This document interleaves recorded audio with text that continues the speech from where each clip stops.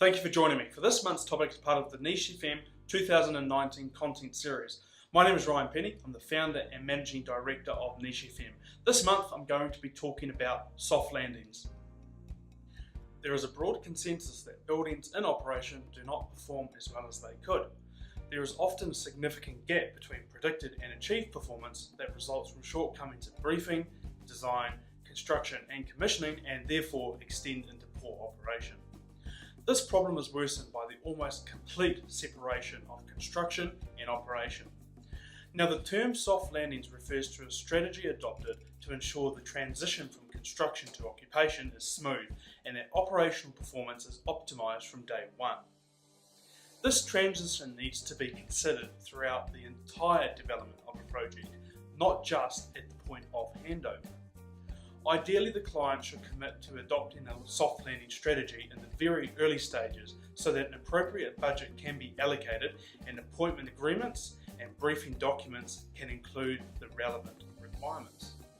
To ensure that a soft landing strategy is implemented properly from the outset, it may be appropriate to appoint a soft landings champion to oversee the strategy. Facilities managers should also be involved from the early stages. If the operators of the completed development are not known, it may be beneficial to appoint external advisors. Soft landings help to solve the performance gap between design intentions and operational outcomes. This performance gap can emerge at any stage in a project. At inception and briefing, this is where ambitious requirements are set but may not be informed by experience and feedback from other projects or the end user of the facility. At design, where specific performance targets are set and regulatory compliance achieved, but those targets are neither revisited nor reality checked during detailed design. During construction, where budget shortfalls may compromise the best of intentions and variations are made to the building and its technical systems that change how the building will be used. During handover, when commissioning and end user training may be rushed or even abandoned to meet deadlines.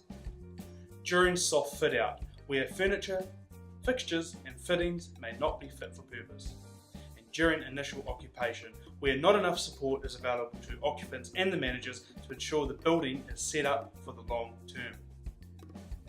Soft landings provides a step-by-step process for clients and their project teams to follow in order to avoid these pitfalls and deliver a better performing product. No matter whether your project is attempting to achieve exemplary environmental standards or is a simple extension or retrofit of an existing building, the soft landings culture can be applied to ensure outcomes match the client's intentions. Industry mission statements such as making buildings better or references to green or intelligent buildings usually equate to the design intention, not the as-built reality. The reality is that irrespective of what label is used to define a building, what matters is how it performs in use, in energy terms and in business terms. The soft landings process is designed to give clients and their project teams a process to follow that will lead to a better chance of success. It is a change in culture as much as it is a change in process. Soft landings, the process. In simple terms, soft landings requires clients to appoint designers and constructors to stay involved with their new building beyond practical completion and into the critical initial period of occupation. This will assist building managers during the first months of operation, help fine-tune and debug the system, ensure that occupiers understand how to control and best use what they have been given. This is followed by a longer, less intensive period of aftercare, lasting for up to 3 years, to monitor things like energy use and occupant satisfaction, and to check on the operation of the systems that might need seasonal fine-tuning. At the end of 3 years, the building's steady performance can be fairly judged against the target set at design and any discrepancies accounted for. This extended duty of care requires soft landings to be considered at the outset and embedded into all client requirements and design deliberations. It also needs to be adopted by the builder so that good intentions are not unnecessarily sacrificed for reasons like cost or time. The soft landing's 5-stage process describes how this can be done. Stage 1, Inception and briefing.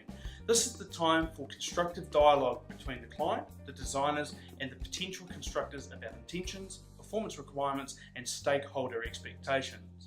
It is the time for embedding specific soft landings activities into the client's requirements and tender documentation, and setting aside budget for aftercare and post-occupancy evaluation. Attention to ongoing operational costs should not be overlooked during what is predominantly the capital cost phase. Effort should be made to get key specialist advice earlier than would be normal. This is also the ideal time to nominate your soft landings champions. Stage 2. Design, development and review. Bring the entire project team together to review insights from comparable projects and detail how the building will work from the point of view of the manager and the individual users. Agree the relevant strategies for things like energy, metering and monitoring, and then look at the approach of how you want to look at commissioning and fine-tuning. Ensure they are regular items for discussion and covered in relevant tenders. Review the proposed systems for usability and maintainability, and reality check as systems turn into actual installed products. Configure trade packages that suit the long-term operation of the building rather than just the construction phase. Review products, fixtures, fittings, equipment and finishes for the whole of life suitability and ease of maintenance. Stage 3. Pre Handover. Graduated handover enables operators to spend more time on understanding interfaces and systems before occupation. Revisit the outputs from earlier reality checking decisions and ensure the suggested actions are in place. Ensure the BMS and energy monitoring software is set up the way the client intended. Also ensure that metering is working properly and will deliver real insights into energy use. This is also a great time to formulate operating guides, preventative maintenance programs, asset renewal and replacement programs, information for staff and visitors, and, if appropriate, the public. Stage 4.